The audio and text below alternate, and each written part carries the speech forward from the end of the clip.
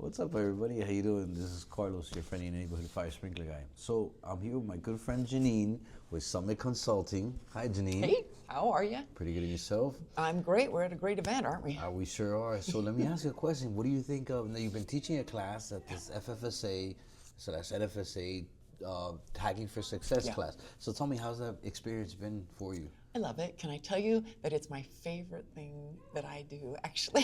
It's so crazy. I think because I relate so much to ITM, the inspection, test, and maintenance. With my contractor's license, that's really what I focused on over the years. Because you're also a contractor. I am. You work for an engineering company, but you're a contractor. You can... I keep my license active. Yes. And I just have always loved NFPA 25. And so this, coming in here and teaching for the FFSA, gives me the opportunity to work with these other guys that are in the same position I was in many years ago, you know, out in the field. And I am so excited to have the field people being drawn in and getting to come to a conference like what you and I attend for contractors, you know, almost like a national event. Because probably you're the same. When I was out in the field, I never got invited to anything. We usually got called into the shop to get this training for this few CEUs, and then it's back out in the field. Yeah, no, I know exactly how it's been. I've this whole time doing all these things, it's just being myself, you know, paving the way through. But this leads me, and your answer is leading me to my next question. So, teaching this class, how important is the CEU classes for not only contractors, inspectors, fire sprinkler inspectors, but also the AHJ inspectors, because I've also seen them here, which I think it was a great thing having the AHJs and the contractors in the same room together, taking the same classes. So what is your take on the importance of CEU training? CEUs, I think, are so important, and I love the fact that Florida requires those 32 hours every other year, you know, within a 2-year period for a licensed fire protection contractor. And of course, NICET has their requirements for the CPDs, which translate to CEUs, for the certified, the NICET certified guys that are out there doing the ITM inspections. Because in Florida, of course, you have to have a NICET level 2 in inspection, test, and maintenance in order to do those inspections. So there's the requirement by law, but much more than that is there's the requirement, I mean, just the learning. Even although I'm not actively using my license, attending classes and keeping up to date, you're keeping up to date with the latest code changes because, for instance, NFPA comes to all these events and teaches the latest changes in the different code books. You're keeping up to date with the latest Florida statutes because the State Fire Marshal's Office comes here and shares things with us, you know, and we live in Florida. Yeah, and so, and then just knowing, because you know what, you can get really siloed and the next thing you know, you are pretty fluent in maybe the 2020 edition or the 2019 edition, you know, of 13 or 25. But if you haven't kept on going to these classes and getting continuing education, you're a couple of code cycles behind. True. So now this, you're coming to the classes, and that's fine. How do you feel about the engagement of while you're in the class, while you're in here, for the levels of engagement for these inspectors? Because I feel that sometimes I see them like quiet, nobody asks any questions, some people stay quiet. So how do you feel the level, how important is it to be engaged in these classes, take advantage of the fact that you're sitting here and engaging in it, because you might learn something? How do you feel on that? Well, I mean, I think that they probably don't get very many, the ITM guys don't get too many opportunities, so I think that they are engaged. And when questions are asked, you know, I think that they do engage. We've probably got, 75 guys in there right now that are taking this. But the hands-on stuff, so like all day yesterday was hands-on. You know, they're building risers, they're repairing backflows, you know, they're learning, they're looking at deficiencies. So I think that they are engaged, and probably more so than they would be doing something online. I am not a very good online learner. I need people in person talking to me. And you know, you asked about the AHJs. Having our fire officials in Florida, we work so closely with them.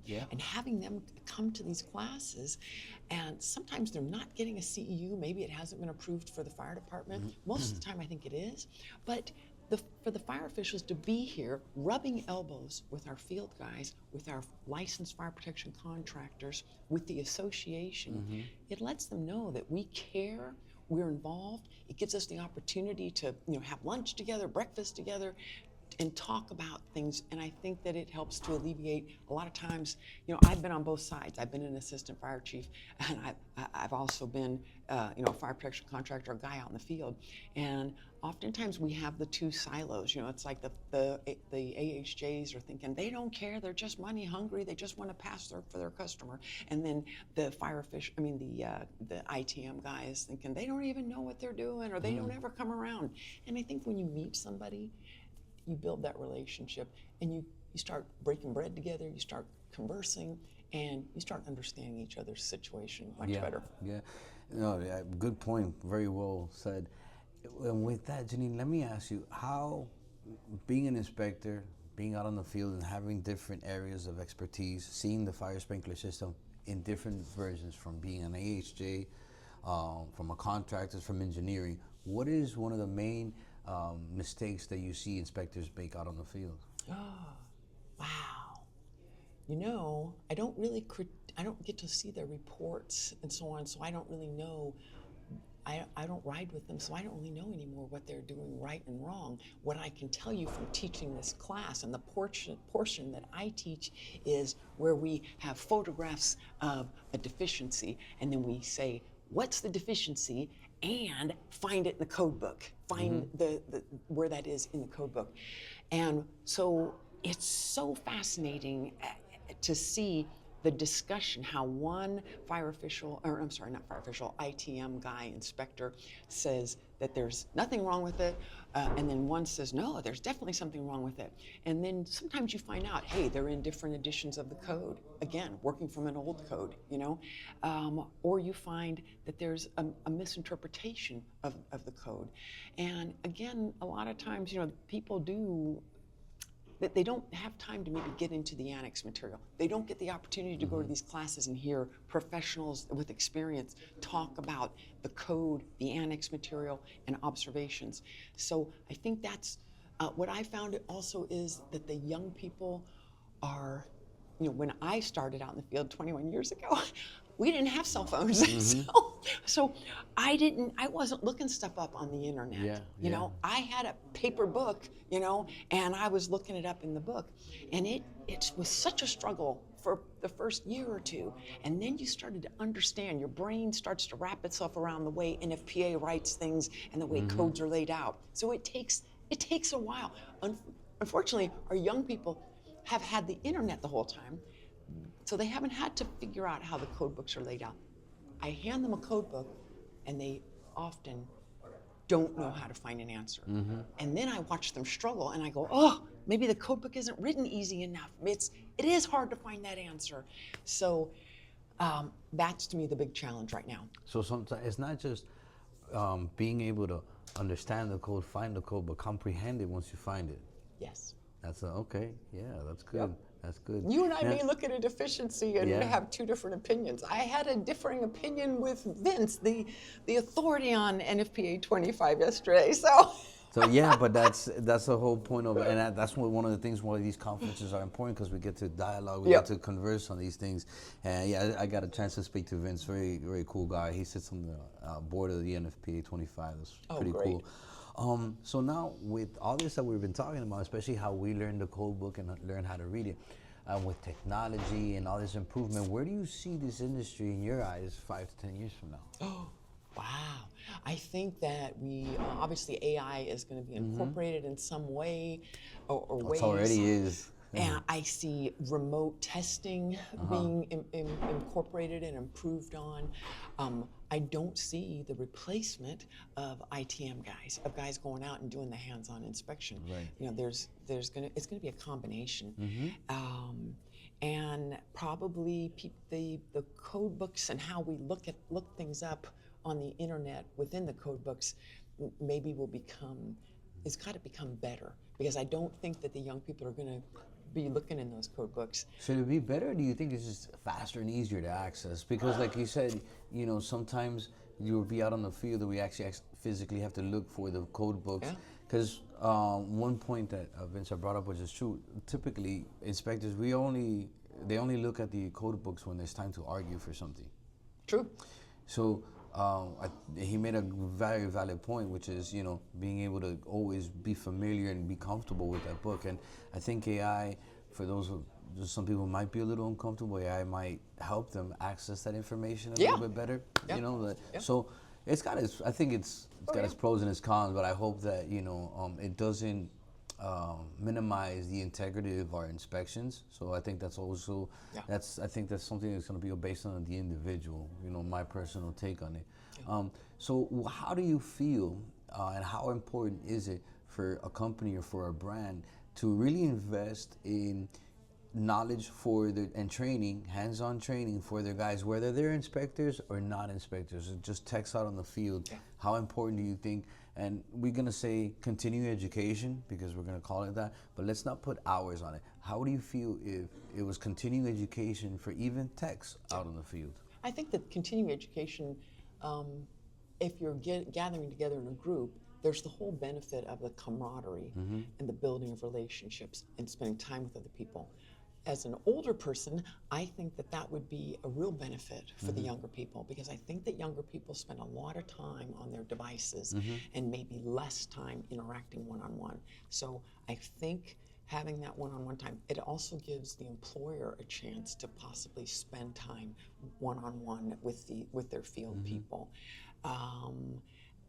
And so from the social aspect, I think that it's important, to spend time getting continuing education, even if, you and I both know a lot of guys. I was trained by an old fitter, I was trained on ITM from an old fitter, and he never had a book on him. He never had a 13 or a 25 or nothing. It was just his interpretation of and it. That's what he told you, so that's what you Can went I by. tell you how many times I have heard, that's the way we do it?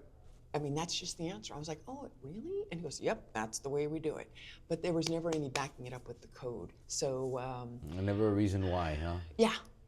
So I think that's the benefit of training, is get these books or the devices in the hands with the information on them, and let people, interface with each other, and I think it makes you feel valuable too. I remember how much more valued I felt when I went to a company that provided extra training, because I will tell you that I paid for most of my training for, the better part of 15 years, and to get up to getting my contractor's license before I started working for employers that were willing to pay for high, good quality training and so on. So I think it makes you feel valued, and gosh, turnover is expensive, and having people that aren't trained is really expensive. It's even more expensive, huh?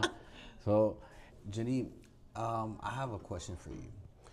Being a contractor, having, again, all these roles that you have done, what is your advice to any young women out there looking at us, who may be watching this industry, may know somebody in it who is probably just curious?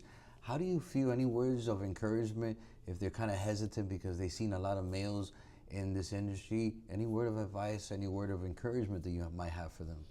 I've encouraged women or teenagers or whatever to come into this field if they fit in.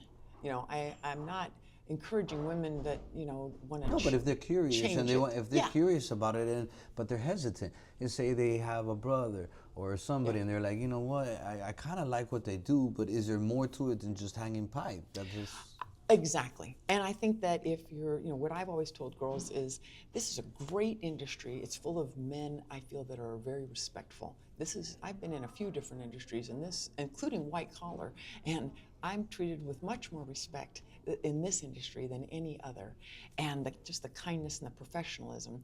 And I say, if you don't mind, if you don't want to work at the makeup counter in Macy's, or and you don't mind, I'm a tomboy, and you don't mind getting dirty and getting sweaty, there are a lot of opportunities. You can do inspection, you can be a technician. I mean, these are great paying jobs with tremendous job security. And especially in Florida, where we have so much growth continuing on, a great climate. So my advice is to women, come on in, the water's fine, to work with great men if this is your thing. You know, like I said, I've always been treated with great respect, and you know, like I said, if you're more of a tomboy or you know, then there's the whole other side, the engineering side. So you know, the engineers don't There's sales, there's everything. Yeah, there is. So there's other opportunities. You know, I think there's equal opportunities for men and women, and it's just a great industry. Perfect. I really appreciate it. Thank you so much, Jeannene, Thank for you. sitting down with me and answering these couple of questions. No, I'm so glad that you're out there sharing with, you know, people out in the field and management and companies and associations. I think that the communication that you bring and make available to everybody is so helpful and really important. So thank you so much. And I try to do that passionately. I hope it shows itself. And thank you so much for all your support all the time. I love you lots. Thank you. Bye. Bye.